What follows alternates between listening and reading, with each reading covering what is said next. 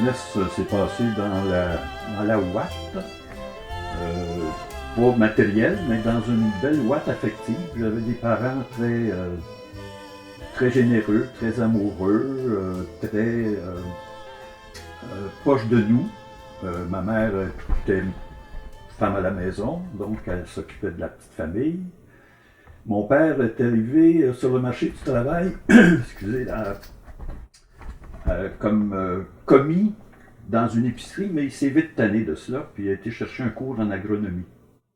Il est devenu agronome, mais tout de suite après, il est parti pour la guerre et il a mis fin un peu, il a mis sa carrière d'agronome en parenthèse, et au retour de la guerre, heureusement, il n'a pas été au front. Il ne s'est pas battu là, pour y laisser sa peau. Il y a eu un prêt pour acheter une maison.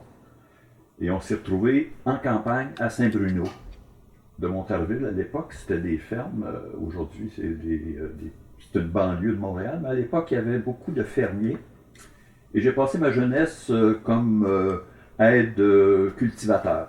Traire des vaches, élever des poules, faire des foins l'été.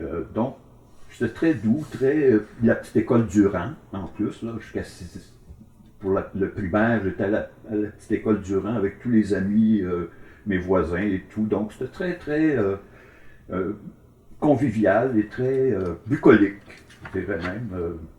Mais à 12 ans, mes parents ont décidé de faire de moi un scolarisé. Alors, ils m'ont mis dans un autobus et ont dit, tu t'en vas au Collège Sainte-Marie à Montréal. Mais pas externe, là.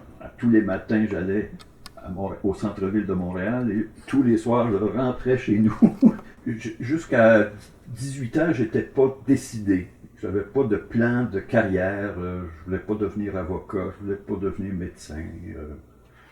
Et tout à coup, la sociologie m'a interpellé. J'avais une âme un peu de psychologie, mais pas individuelle. Moi, ce qui m'intéressait, c'était les collectivités, les groupes de pression. Puis à l'époque, le Québec était sous ébullition. On voyait les changements qui se pointaient à l'horizon, le début de la Révolution tranquille, de l'arrivée au pouvoir de gens, je pense, qui voulaient le changement. La sociologie, pour moi, ça a été un peu la clé qui m'a permis de mettre certains talents que je possédais au service de certaines causes qui me plaisaient. Ça a été une révélation et les grands sociologues québécois m'ont beaucoup influencé, là, les Guy Rocher, les Fernand Dumont, que je lisais avec une passion et qui ont développé en moi une autre vision de la société québécoise, une société beaucoup plus riche qu'elle ne pense qu'elle est elle-même. Et ces gens-là ont été un peu des prophètes ou des révélateurs de ce qu'on est. Et je suis devenu professeur de sociologie. J'ai fait mon cours à l'Université McGill. Bizarrement, pourquoi je me suis retrouvé à l'Université McGill? C'est que McGill était moins exigeant au niveau des conditions d'entrée. Et m'ont permis d'accélérer beaucoup mon cursus de formation. Les cours étaient en anglais, ce qui m'a permis de développer aussi un peu de maîtrise de l'anglais. Mais je pouvais écrire je pouvais faire mes devoirs en français parce que McGill commençait à se franciser un petit peu, là. Il y avait eu des grosses manifs à l'époque, McGill français.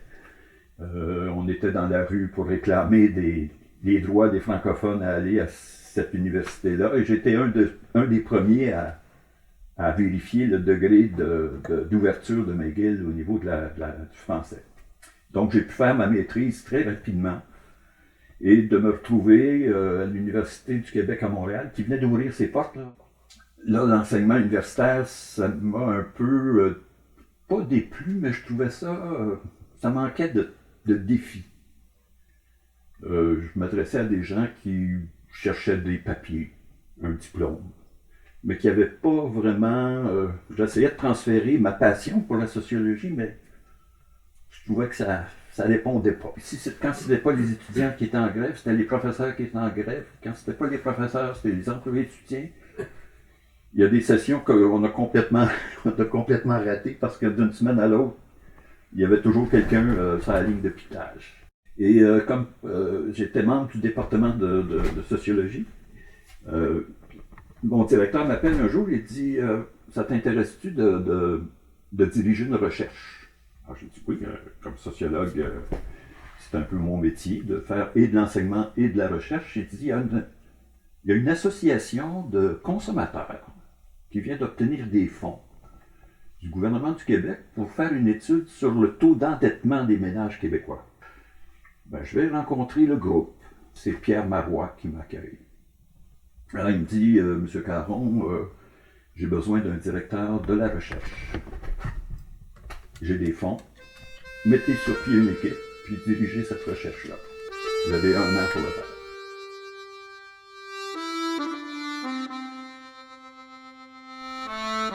Alors là, je me constitue une petite équipe. Des noms peut-être que vous ne connaissez pas, là, Diane Bellemare, qui par la suite venait d'être formée en économie, venait d'obtenir sa maîtrise en économie, que j'ai engagé pour faire le volet financier, l'endettement. Un sociologue, qui est Jean-Pierre Bélanger, qui est venu compléter mon équipe. Donc à 3, on a commencé à faire le portrait des... Et là, j'ai rencontré des André Lorrain, qui a été l'âme dirigeante, le pionnier, le concepteur de ce mouvement des ASEF. Des gens comme Jean Doré, qui est devenu par la suite maire de Montréal, qui était un des dirigeants de la Fédération des ASEF. Et moi, ma responsabilité, c'était de diriger la recherche, mais aussi d'assurer la diffusion des résultats de la recherche. Donc, de mettre sur pied des formations, des cours pour aider les familles à nous autres on appelait ça se sortir des griffes de la finance. Et surtout à l'époque, les compagnies de finance qui siphonnaient à tour de bras les maigres économies de nos familles qui s'en allaient chez Household, chez Beneficial Finance, Niagara. Il y en avait au Québec de ça, c'était une plaie.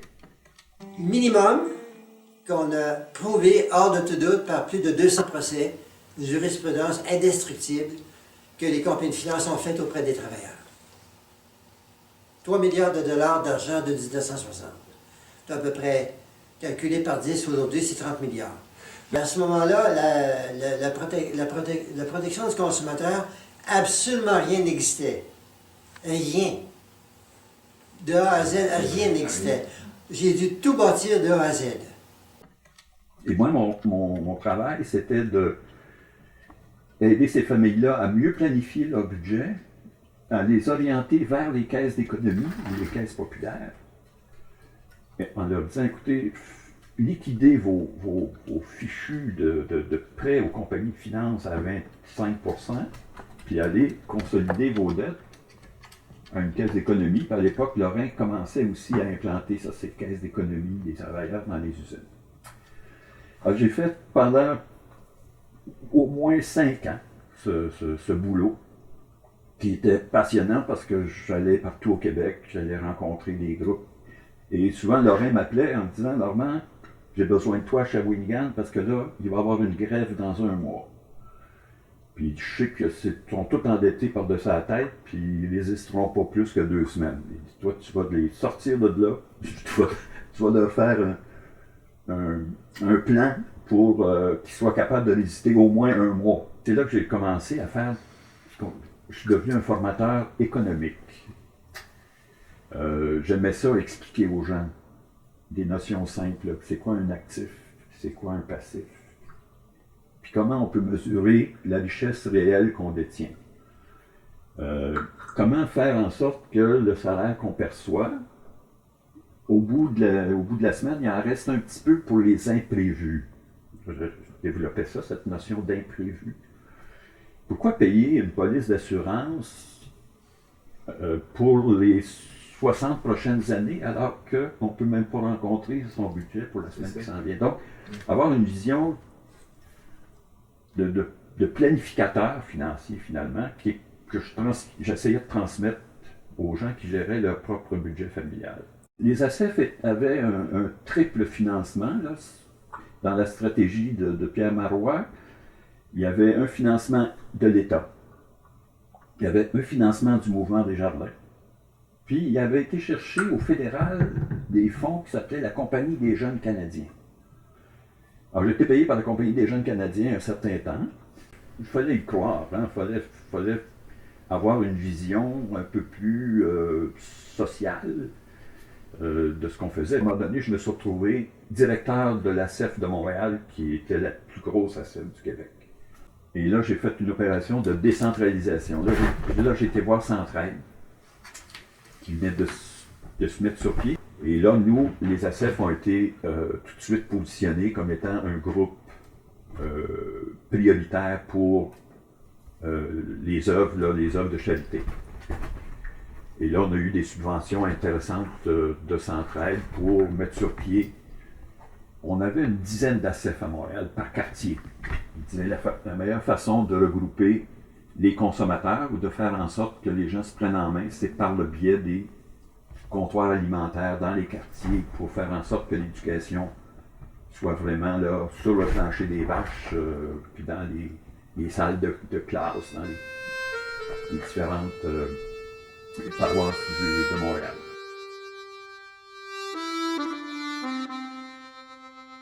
Et je connaissais beaucoup de gens à la CSN, là, les Michel Chartrand. Je travaillais beaucoup avec eux en tant que responsable des ACEF. Là, quelqu'un m'appelle et dit « Normand, on a besoin de quelqu'un à Québec Presse. » J'avais donné beaucoup d'entrevues, moi, aux journalistes à Québec Presse sur justement le travail des ACEF, puis l'endettement. J'avais diffusé beaucoup d'informations sur l'endettement des ménages québécois. On m'avait même offert une chronique dans Québec Presse sur cet aspect-là. Puis là, on dit on a besoin d'un directeur général. Il faut sauver le bateau. Gérald Godin s'était retiré comme directeur général. La chaise était vide. Il y avait un comptable à temps partiel, puis une équipe de journalistes, c'est à peu près tout ce qu'il y avait. Alors, première journée, au matin du mois d'août, je m'installe dans mon bureau, le téléphone sonne. On me dit, « Monsieur Caron, vous me devez 190 000 ». Il dit, « Qui êtes-vous » Il dit, « Je suis votre imprimeur, je suis Maurice Paiement ».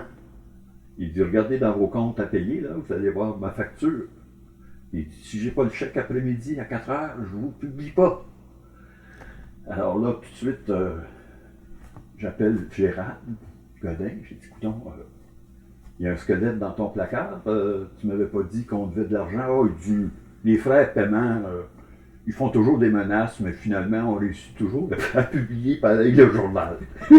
Ils disent, on va passer juste à 200 000 la semaine prochaine. Puis il dit, en plus, il dit, va voir le trésorier de la CSN, là, il dit, il paraît qu'il y a un chèque pour nous autres. Ils ont voté une proposition à l'Assemblée, puis ils dégagent des fonds pour Québec Presse. Québec Presse, c'était le bateau amiral en information pour les syndicats, puis pour les groupes populaires, puis c'était un peu notre faire-valoir.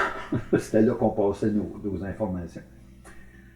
Et j'appelle le trésorier de la CSN, il dit non, il dit ça c'est pas avant 6 mois, M. Caron, on a voté, mais avant que le chèque soit décaissé, là, vous avez le temps de revenir me voir. Puis il dit, en plus, c'est pas le tour de la CSN, c'est à la FTQ, c'est à moi-ci.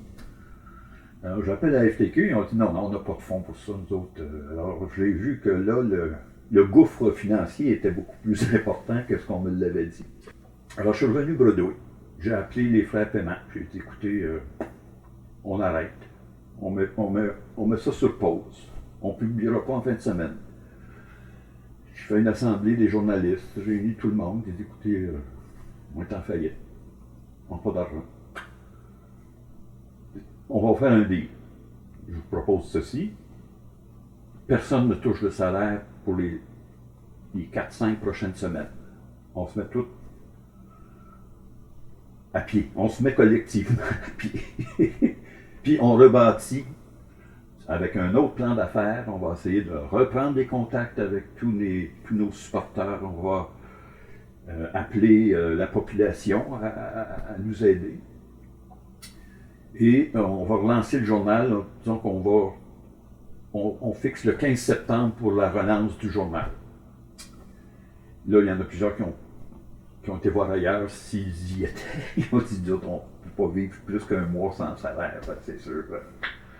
Mais il est resté un petit noyau, à partir duquel on a rebâti le journal et on a publié presque une dizaine de numéros, septembre, octobre, novembre, pour finalement se rendre compte qu'il n'y avait pas d'issue. Et notre principal compétiteur, c'était devenu Le Jour, qui avait été lancé par René Lévesque, Michaud, Parizeau. En tout cas, là on s'est fait frapper de plein fouet, parce que là, c'était la même clientèle, à peu près. Et Le Jour ne publiait pas le dimanche. Il avait laissé à Québec Presse la plage du dimanche. Mais à un moment donné, ils ont changé d'idée. Ils ont dit non, on va publier 7 jours semaine. Et là, notre tirage complètement est tombé à presque rien. Alors, on a fermé les portes. Et là, je suis retourné aux ACF. Quelque temps, parce que là, c'est la Ligue des droits et libertés qui m'a appelé. Là, notre directeur général est parti, Maurice Champagne. On a une directrice adjointe, Simone Chartrand, puis ça nous prend un directeur général. On pense que tu pourrais faire la job.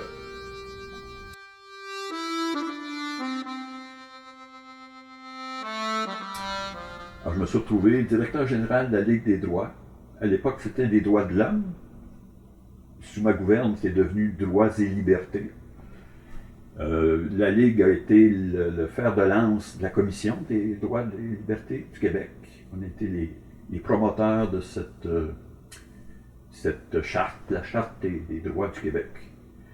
On a été impliqué dans le dossier linguistique. On a appuyé le gouvernement du Québec sur sa loi 101, au grand désespoir de nos amis anglophones qui étaient aussi les Human Rights. On a présenté un mémoire en disant, nous, ce qui est intéressant dans cette loi-là, c'est que les entreprises vont devoir aussi se franciser. Et là, on avait proposé la mise sur pied de comités paritaires dans les entreprises pour faciliter la francisation des relations de travail, des termes de technologie utilisés, les communications entre les patrons et les employés. Et c'est une idée que Camille Lorrain a saisie au vol et que la FTQ a appuyée.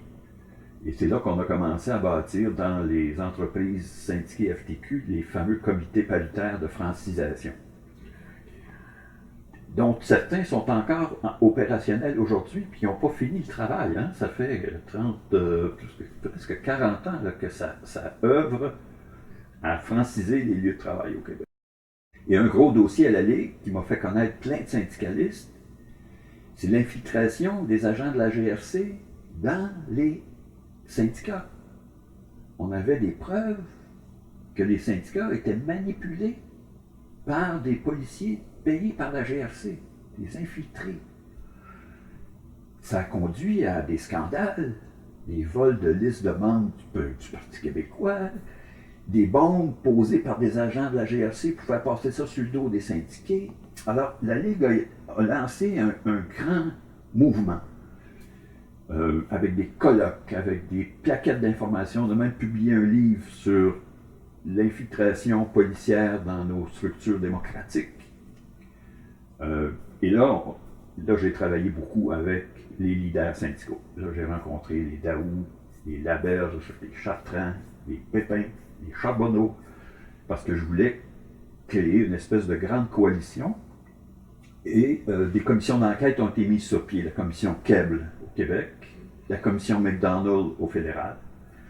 Et la Ligue était omniprésente. On a assisté on avait des observateurs dans toutes les audiences qui ont été menées à travers le Canada pour essayer de préserver le ferment de démocratie qu'on avait constitué là, pour ne pas se faire, au fond, manipuler par des forces obscures. Et j'étais toujours sur la chaise chaude. Je rentrais au bureau le matin à 8h30, puis souvent à 9h, je me retrouvais en conférence de presse parce qu'il y avait eu une prise d'otage dans un pénitencier qui appelait la Ligue des droits pour se faire défendre, l'immigration qui voulait mettre à la porte des gens qui n'avaient pas leur permis, puis que je défendais en disant « il faut une permission spéciale du ministre pour venir protéger cette petite famille-là ». Et avec Simone Chartrand, comme adjointe, je peux vous dire qu'on passait des journées très bien remplies. Et on avait développé des services directs aux citoyens. Exemple, les Jeux olympiques. Puis là, les propriétaires voulaient mettre leur maison à disposition des touristes, puis mettaient tout le monde dehors. Fait qu'on avait lancé avec, j'avais été chercher Pauline Julien comme porte-parole, Opération Sécurité Logement. Éviter que les propriétaires, trop préoccupés par leur revenu, foutent à la porte des gens pour loger des touristes. Fait qu'on avait dit non, on avait été jusqu'à la régie des loyers en disant moratoire sur toute mise à la porte d'un seul. Et s'il y en a un qui se fait mettre à la porte par son patron, Pauline Julien va aller le défendre devant le tribunal.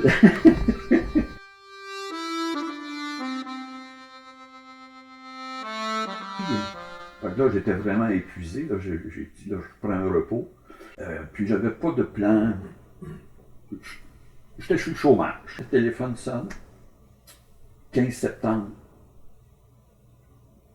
Fernand. Il dit, ton nom a été référé par un nommé Pierre Marois.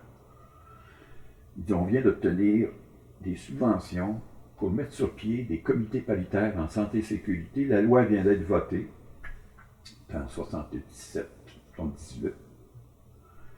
Il dit, et avec l'adoption des comités paritaires, la CSST, la Commission de santé et sécurité au travail, met à la disposition des centrales syndicales une enveloppe pour faire la formation de leurs délégués sur ces comités-là. Daou m'explique ça, j'ai besoin d'un directeur du service d'éducation, quelqu'un qui va gérer un projet. Et c'était notre homme. Et là, je me suis, comme on dit, engagé dans ce projet de formation. Je dirigeais le service d'éducation. J'avais une quinzaine de personnes. C'était plusieurs millions qui me passaient là, dans les mains. Puis, alors, on avait des différents dossiers. On a tout refait le programme d'éducation des délégués syndicaux avec des formateurs issus du milieu. C'était la notion là, des formateurs qui sont pas juste des connaissants, mais qui ont aussi des techniques d'animation. Alors, j'ai travaillé avec Michel Blondin, qui lui était au syndicat des métallos. On a formé, dans cette période qui a duré 4-5 ans, on a formé minimum 1000 formateurs dans toutes sortes de sujets. Délégués, griefs, conventions collectives, mobilisation, information des membres. On avait des cours à tous les jours dans les rangs de la FTQ, il y avait un cours qui se donnait quelque part sur un sujet. Non, c'était pas 3 ou 4 en même temps. Donc, il fallait gérer toutes ces équipes de formation, s'assurer que le matériel était prêt. On avait 4 secrétaires à plein temps juste pour alimenter cette équipe de formation là, qui était diffusée sur la grandeur du territoire du Québec. Puis des fois, je partais une semaine de temps, parce que souvent, je rentrais le dimanche après-midi dans des monastères. Et puis, je sortais là vendredi à 3 heures. Puis là, c'était incommunicado, cloîtré. Puis je passais ma semaine avec un groupe de syndicalistes là, sur toutes sortes de sujets. Mais tout, c'était systématique, là. C'était. Il y avait toujours une semaine où la FTQ était dans ce séminaire-là. Des fois, on allait dans des plus petits hôtels. Là. Des fois, on se tannait là, de la nourriture des pères. Hein. On essayait de se trouver une meilleure fourchette que le traditionnel hot chicken. Et là, j'ai dit à Fernand, j'ai dit, écoute, là, je peux plus concilier ce genre de job-là avec ma vie familiale.